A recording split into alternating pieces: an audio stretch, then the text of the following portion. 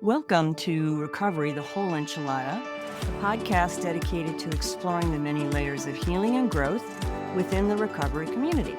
I'm your host, Peg McDermott, along with my beautiful, wonderful, fantastic co-host, Heather Hageman. Hello, Heather. Hello, darling. And together, we share conversations that honor the complete recovery experience, hence the name, the Whole Enchilada. And today's topic is about trust and building it and having it and sharing it and trusting in the process, right, Heather? Yes, absolutely. And you were going to kick us off because you had heard some wise words around this topic and wanted to share it in this episode. Yeah, I think trust building is essential. Having come into recovery, my sober journey is I had no trust for myself. I mean, it had to start there. I didn't understand any of this. And this is what I love about recovery is that as you go along, you get more and more time, it allows you to kind of look back at your life, right? And go, wow, I was the most untrusting but untrustworthy person out there. You could trust me to definitely find the right party and have the right alcohol and the right people. You could trust me for that, for the good times, okay? You could trust me for all those good times. But when it came down to trusting me to show up, be responsible, be sober and responsible, that was not quite there. But anyway, I think it's something that really needs to be built upon. And so I believe the first step is we put a plug in the jug or whatever it is the behavior is, because there's all kinds of behaviors that block us from our best versions of ourselves. And we make a decision, an intention to stop. And then we do this one day at a time and we show up and we begin to have a relationship of honesty with people. And then we begin to have a relationship with ourselves and we start to become honest with ourselves. And so that, I believe, is how we begin to develop trust and it's not like an end all, I got it, I'm here. No, it's a cycle, it's a process, right? Mm-hmm. And we learn some hard lessons, especially in the beginning when we've trusted people that were not worthy of trust. And I think that's why a lot of people I had to let go of. I'll just remember a friend had come to my house and brought me a beer that he had made and was really excited to share it with me. And I was just like, oh, thank you. I'm not drinking. And he's like, well, you're not drinking today. I'm like, I'm not drinking today, but I didn't really want to get into it. It's a lot of people around and all that. But next thing I know, there's a drink in front of me with a beer in it. I mean, so I'm just saying that's just an example of people that they don't realize. They didn't realize back then. They do now, but it's not in their bandwidth. But that's not a good thing, right? I can't trust that person. He apparently was not in his bandwidth, and I got to give him a break for that. But when there are people that know that you are not drinking anymore and they still try to give you a drink, it's not a good thing. And that's happened. That has truly happened. I've gone through that. But there's more to this, but I want to hear some from you. Like, what are your thoughts? Yeah, what I would say is that it kind of was on him to not give you that beer because you told him explicitly, I'm not drinking. Not drinking, I know. And he sort of stomped all over that boundary for whatever his reasons are. But thankfully, it wasn't something that you were tempted to do. It's like, when you say you don't want to drink, but yet someone pushes the subject or you don't drink and someone pushes that subject, that's very interesting. And that brings up motives and trusting other people's motives and trusting my own motives. And a lot of the time in recovery, when I wanted to make a decision one way or the other, my mentor and sponsor will say to me, well, what's your motivation for wanting to do this? And that for me would always come back to trusting my own motives when it feels in alignment with spirit and when it doesn't, when it feels more in alignment with ego or other things that aren't in alignment with the spiritual life I want to continue to live and lead.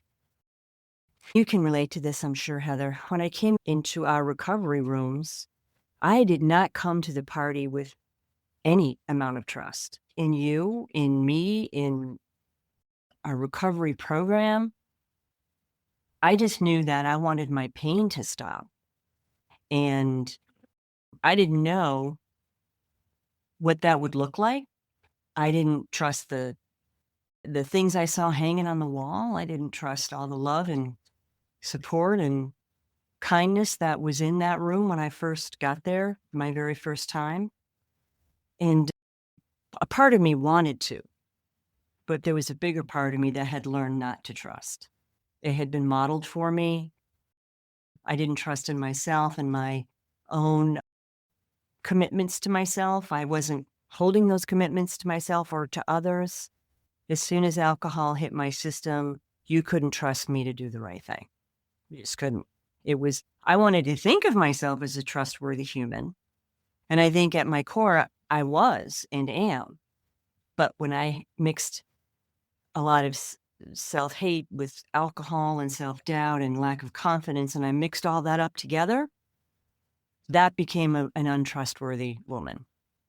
And it's taken a long time for me to rebuild that, because I do believe it was there at one time. I just had to rebuild it. I had to be shown that I am a trustworthy person.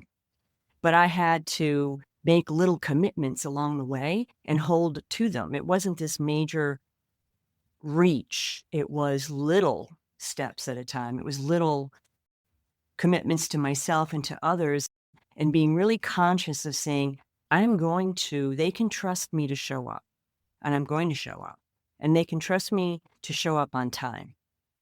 And that was a lot harder than I thought it would be. It really was. One of the reasons I think I drank so destructively was because of a home life that was very dysregulated.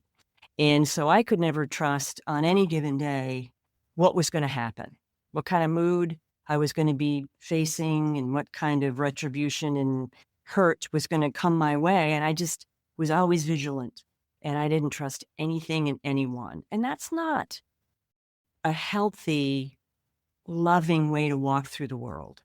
And I don't believe that's what my higher power wants for me. Yet I had to go through these learning experiences to see where I wasn't being trustworthy and where I wasn't trusting. And it was really hard for me to share. I was like, I don't want to share. I don't know anybody. I don't trust anybody. And your world gets really small. And so it's taken time for me to learn to trust myself first, trust in my higher power first, actually. And that trust helped me to build trust in myself.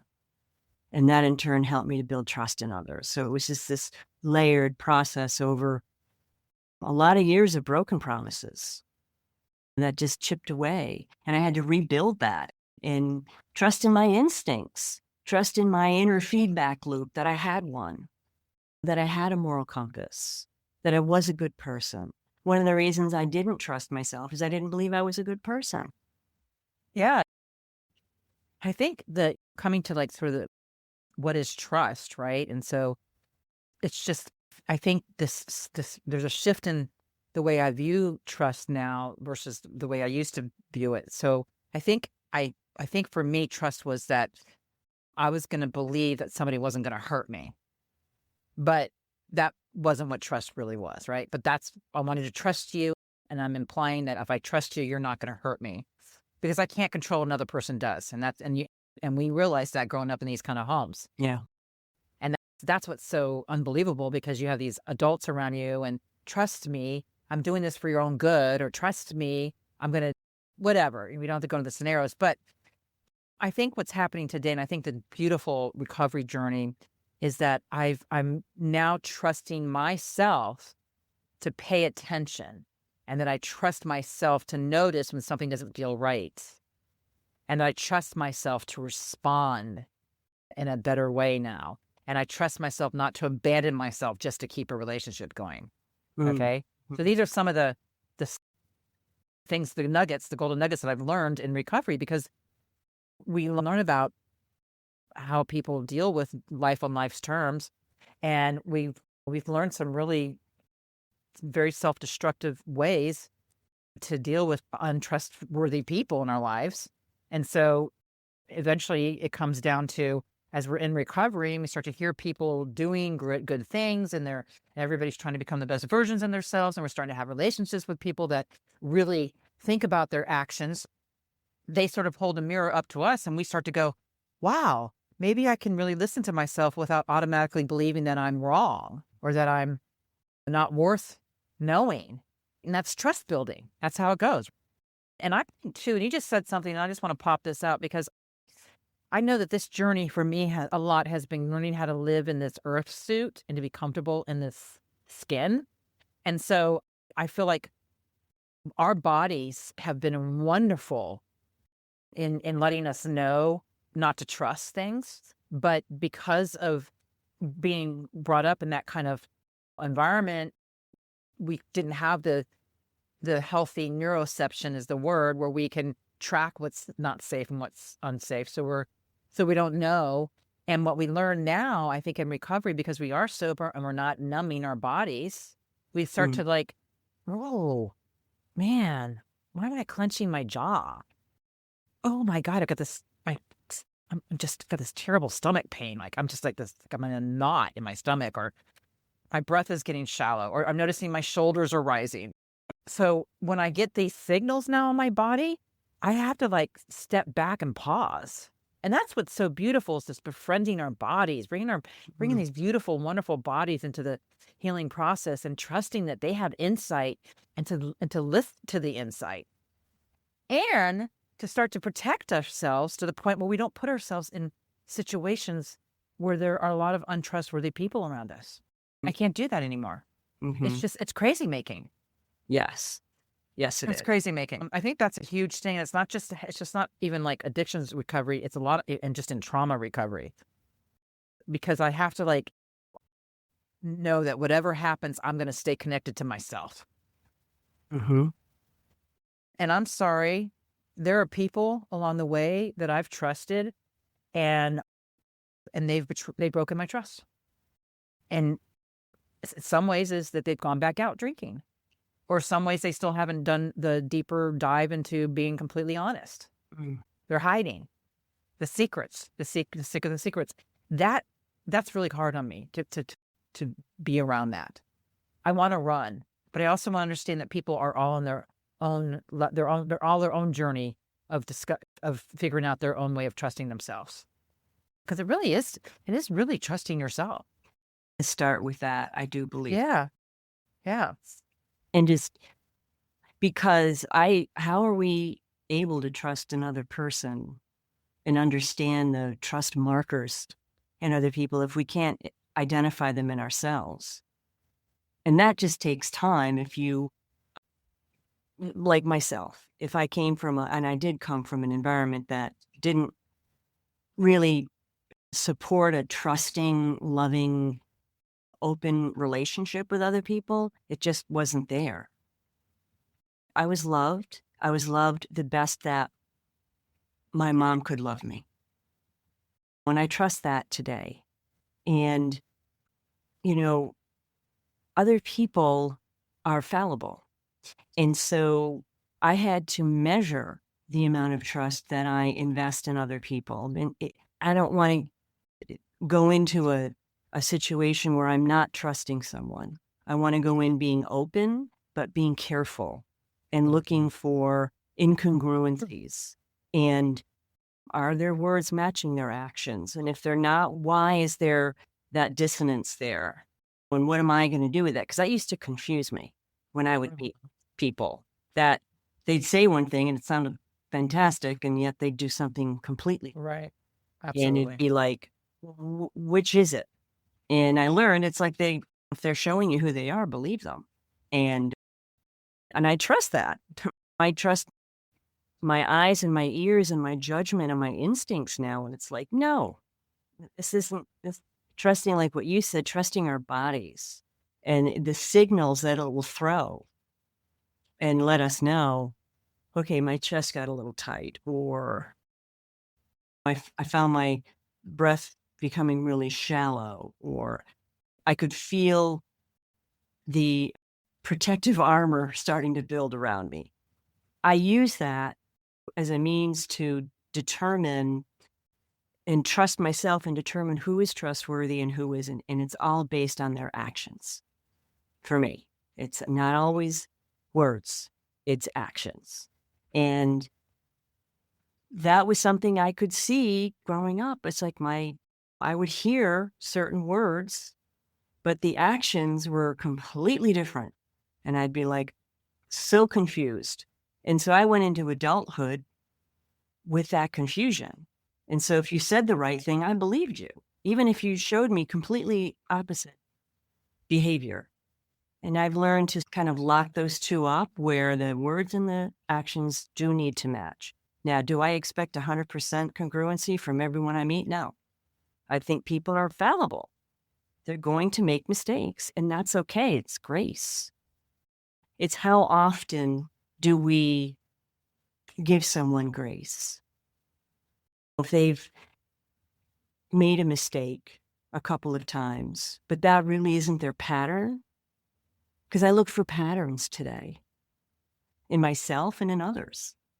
And patterns, healthy patterns and not so healthy patterns. And I've learned that I can trust myself. And that's the number one place I need to start is, does this person, do I feel a little uncomfortable with this person? Yeah, I do. I don't know why, but I do. And I trust that today. So trusting myself was the foundation. And then from there, being able to trust others, because I believe there are more people that are trustworthy than not. I believe that there are a lot of wonderful, kind, loving, trusting people out there. And there are other humans that, for whatever reason, are hurt. And they're not trustworthy for whatever reason. That's what they were taught. That's what feels safe. But that Doesn't the no. gap, and I'll close with this, the gap Yeah. between that, like for me, I had to restore, people had to restore their trust in me, but they were looking at, first I asked for their forgiveness, but I also said, what am I going to do differently? Because Right. I'm sorry doesn't mean shit if you keep doing the same thing over and over again. What's like an amends is a change in behavior and trusting that's going to happen, and you'll be led to that right behavior and right thinking.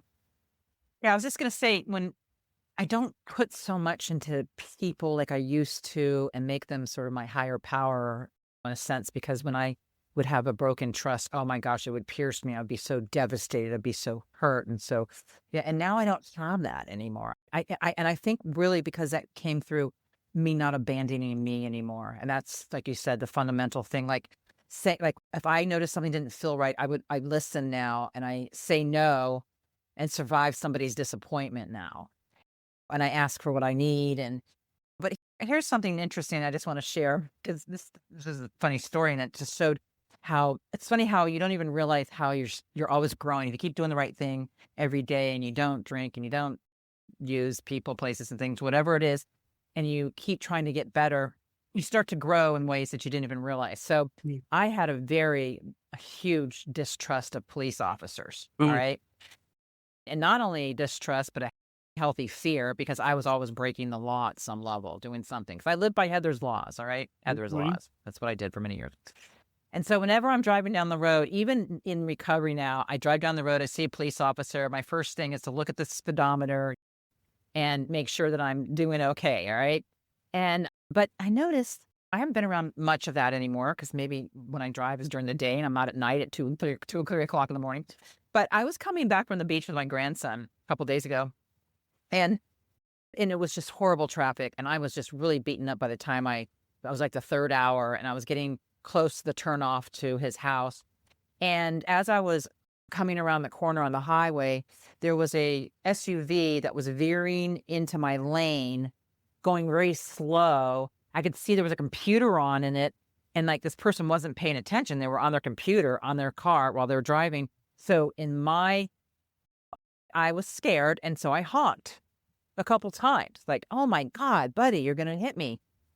Well, it was a police officer who then raced up behind me and pulled me over. And so when he was pulling me over, my grandson was saying, oh, Mimi, what are you going to do? I said, you know what? I am just going to trust my higher power is going to give me the right words to say here.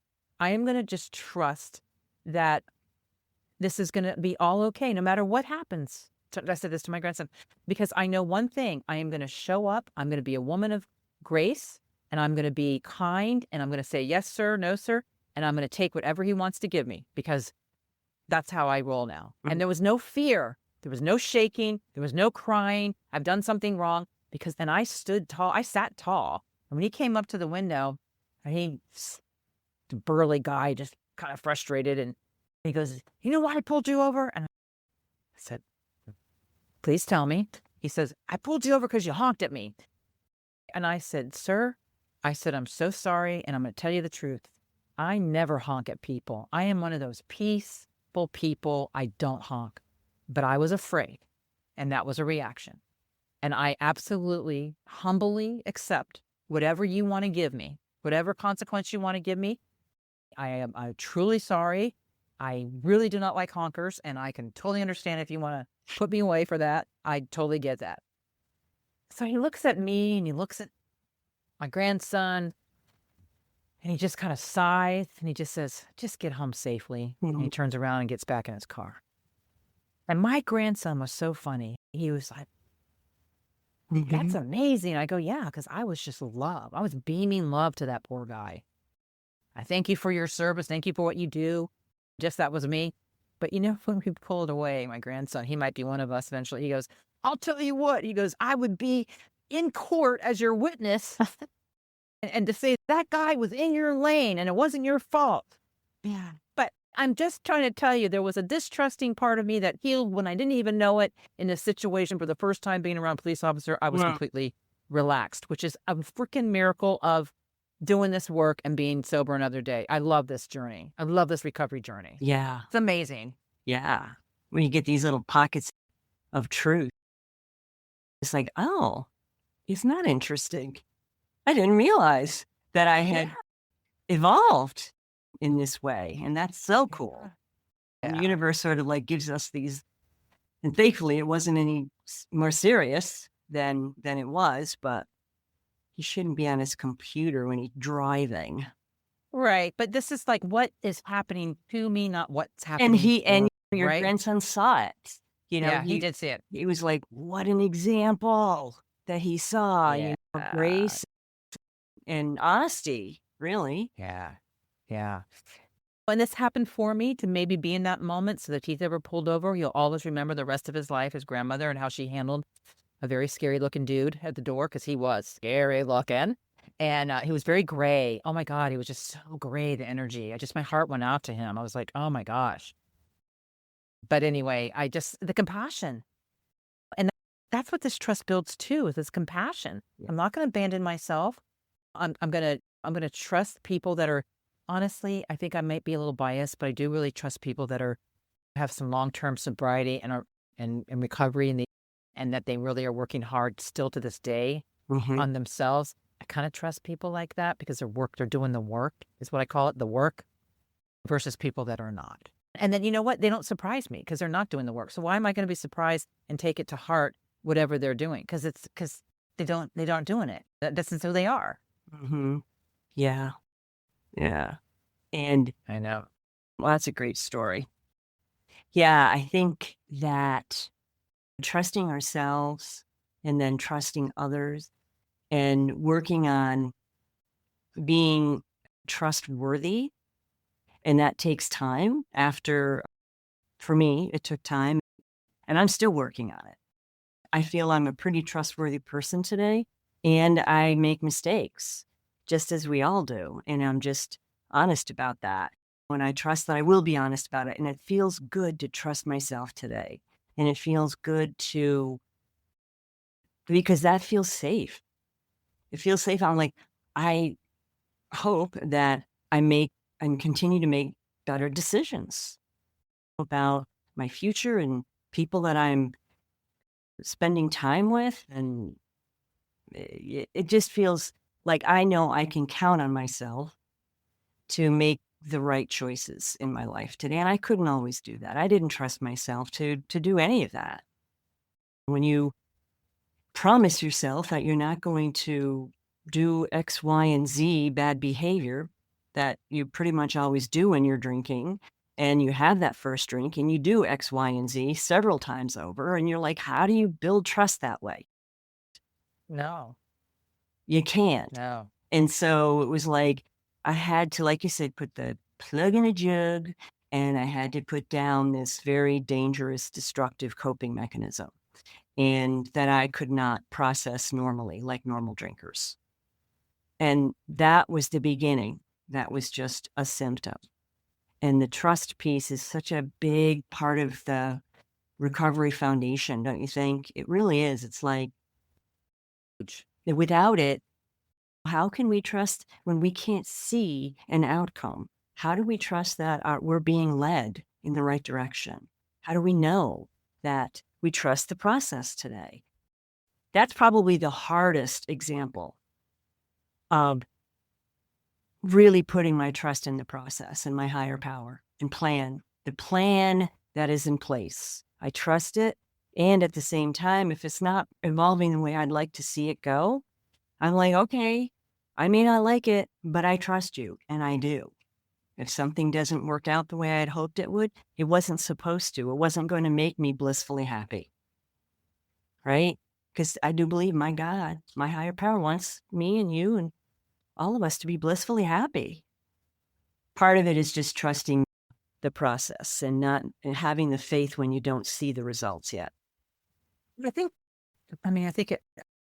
I would not have thought in the beginning that I was coming in to do trust building, but I really do believe that was the fundamental intention and focus that really kind of came about and has saved my life.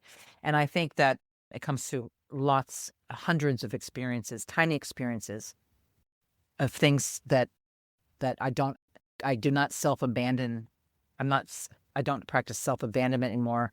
And I become more of a self-presence person. And I'll tell you, one of the biggest things I think that changed for me is, okay, I still make mistakes, but I don't turn against myself anymore. Whereas when I was drinking and I made stupid mistakes, I'm going to only have 2 drinks and I'm only going to drink beer and and the next thing I know, I'm blackout and I've crashed the car. I mean, how can I trust that person? I can't. But today, I don't have that kind of crazy behavior. I still have some crazy kind of behavior going on, but at least I can go, oh my God, I made a mistake. Hey, you recognize. Yeah. And I'm not gonna beat myself up over this anymore. It's okay. I want to continue to try to trust myself. And I think the most important thing, I just kind of want to leave you with this, Peg, and our listeners, is that I don't think trust is something we find. I think it's something we practice. Ultimately practice on a daily basis. Yeah, we do. We have to, one day at a time, trust the process, trust ourselves, trust others where it's appropriate. And that is a big underpinning of recovery in our spiritual journey. And with that, we want to thank you for joining us on this episode of Recovery, the Whole Enchilada. And if you connected with our episode today, please share it and like it, and subscribe wherever you listen to podcasts. Your feedback helps us to shape future conversations like this one. And we love you, and remember, I'm going to say that again. We love you. And remember that your recovery story with all its flavors and textures and complexities matters deeply. And until next time, stay strong and keep growing. Yeah.